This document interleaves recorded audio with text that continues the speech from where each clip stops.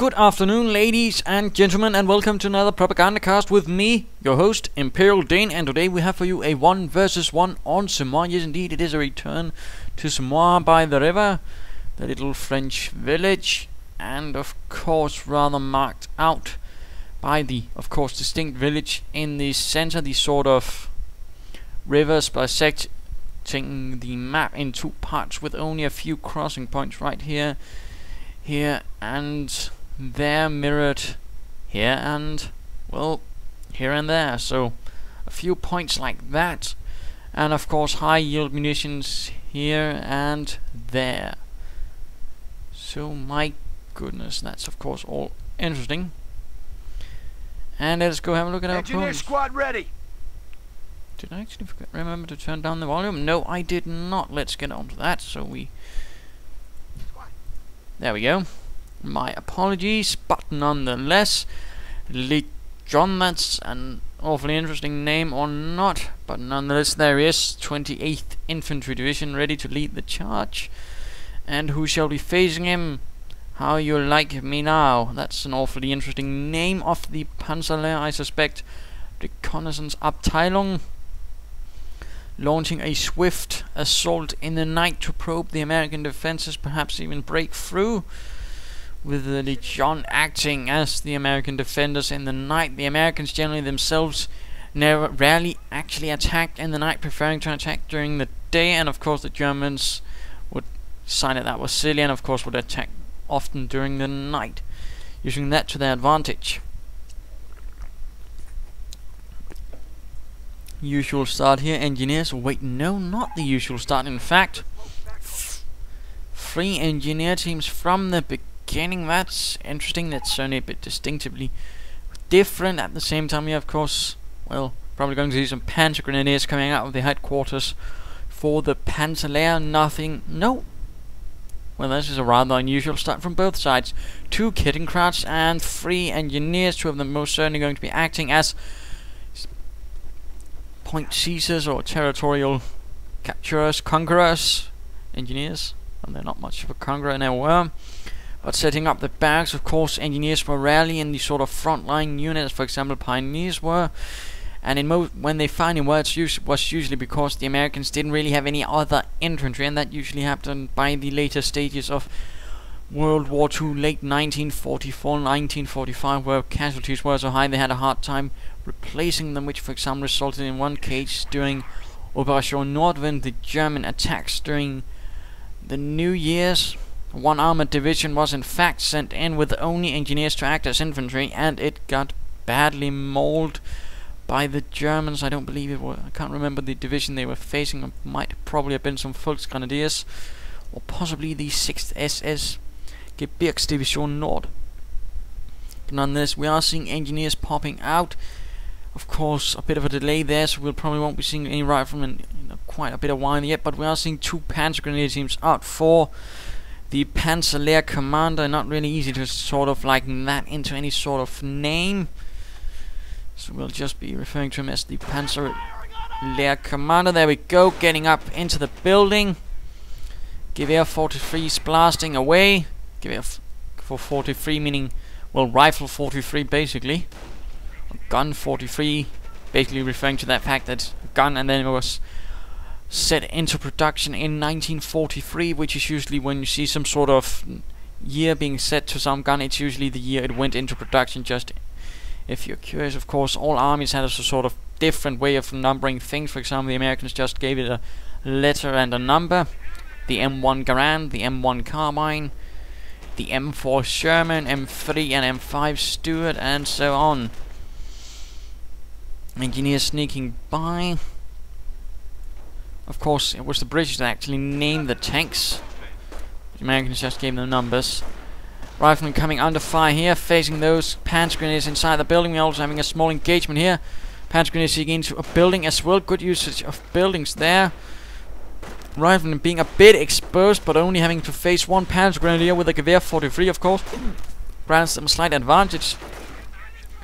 With 5 versus 1, still though they are looking to be in a slightly losing fight due to the lack of cover. In fact, another goes down.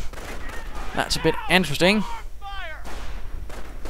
Might another rifleman go down, and we are seeing some counter-capping here, or no? Apparently the Kettenkrad is doing nothing at all, and in fact the riflemen are getting out of there.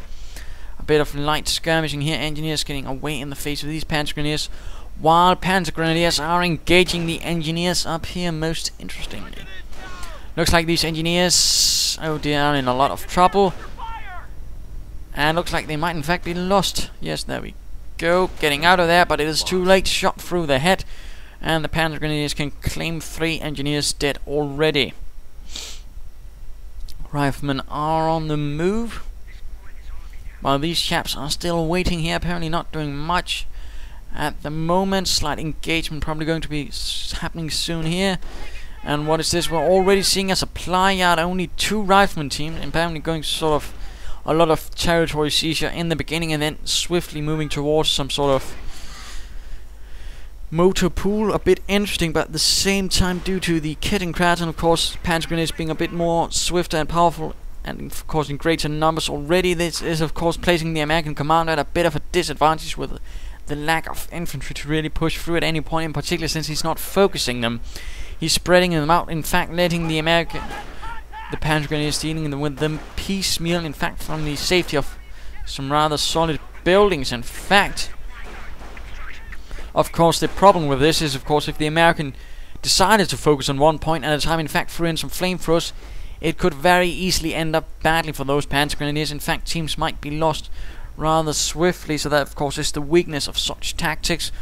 Kettenkrad on the move, taking quite a bit of rifle fire, forced to pull back, while again looks like engineers are being fired from Panzer Grenadiers at this exact spot again, but this time they are quicker to get out of there, and looks like we might not be having any casualties.